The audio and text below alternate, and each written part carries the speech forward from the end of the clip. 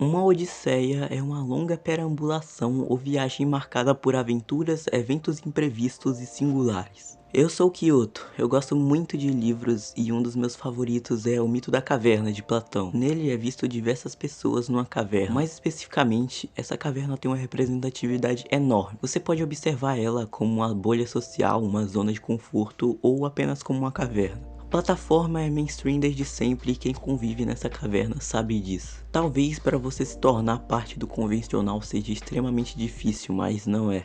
A caverna é descrita como uma bolha social. Dentro dela habitam diversas pessoas. Em um determinado dia, em um longo século, um homem abraça a curiosidade e se faz a seguinte pergunta: o que tem do outro lado da caverna? Sejamos sinceros, todos nós vivemos numa bolha social e temos repulsa de sair dela. Quando você cria consciência de que você já foi hipócrita inúmeras vezes, a sua própria consciência dói.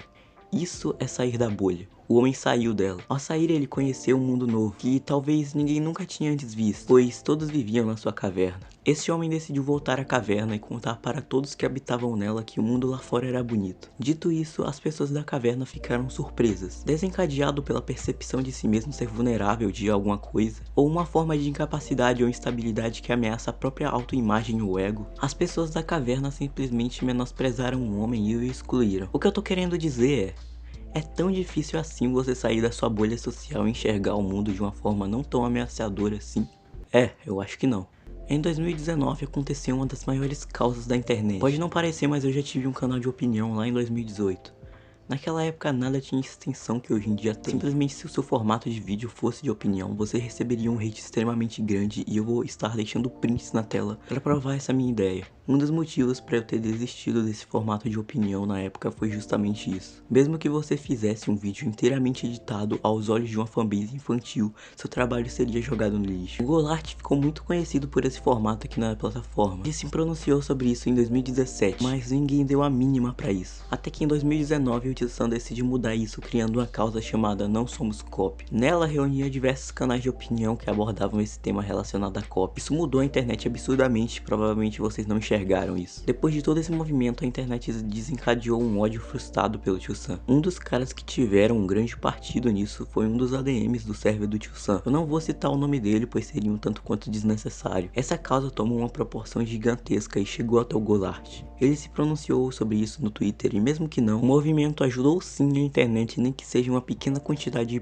de pessoas que estavam habitando aquela caverna. Eu não quero passar a imagem de um falso moralismo aqui. Quando você cresce numa plataforma, você percebe vantagens, mas a proporção de desvantagens são extremamente maiores. Quando você cresce, basicamente você vira um alvo fácil. Eu não quero dizer que o Sam não erra. Ele já errou diversas vezes aqui, mas é muito fácil você crucificar alguém na internet hoje em dia. Mas vocês realmente conseguem entender como ele criou uma revolução na plataforma que ninguém esperava ver? Isso é genial.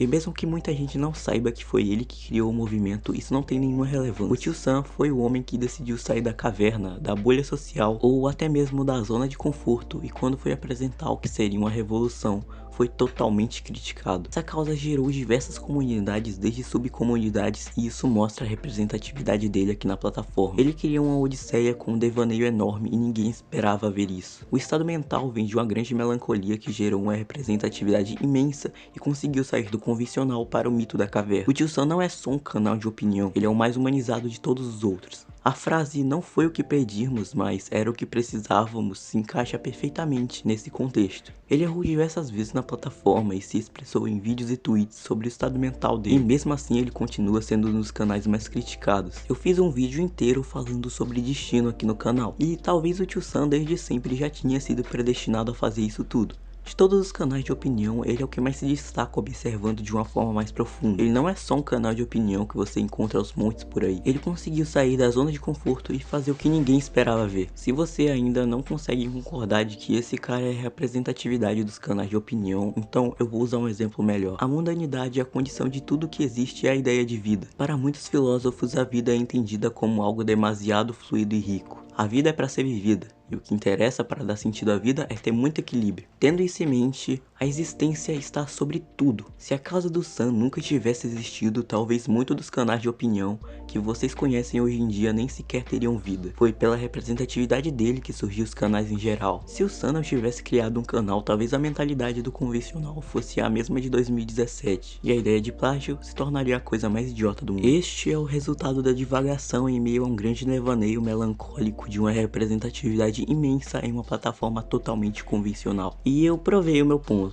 Mas nem tudo é um equilíbrio ou uma combinação entre elementos que ocasiona uma sensação agradável. Muitos desses canais que surgiram com o movimento se tornaram toscos ao decorrer do tempo. Pintaram o mundo de uma forma tão bonita e em 2 anos cinzaram tudo que estava em pleno equilíbrio. Alguns nomes não são mais vistos como uma forma de inspiração e sim como uma forma de números. O Tio Sam é um deles. Existem diversos vídeos abordando temas que envolvam ele. E em todos os vídeos as críticas são maçantes e o conceito de farmar nas custas dos outros nunca fez tanto sentido. A melancolia não vem só disso. A cada semana um exposed aparece. Tudo que foi extremamente difícil para construir está sendo extremamente fácil de destruir. Tudo deixou de ser uma harmonia que envolve um certo equilíbrio e passou a ser menosprezante.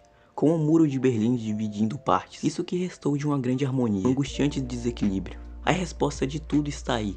Saia da caverna e veja a consistência das coisas. Meio a tudo isso, em um sentimento de nostalgia seguido do histórico do Tio Sam, você consegue perceber que a perspectiva em geral não está tão evidente assim. Ele criou uma revolução para a plataforma, foi difamado diversas vezes, ficou em um estado mental extremamente fodido e mesmo assim ele ainda tá aqui no YouTube. Devaneio vem disso. Esse é o Tio Sam, a representatividade dos canais de opinião, ou 1% que restou deles.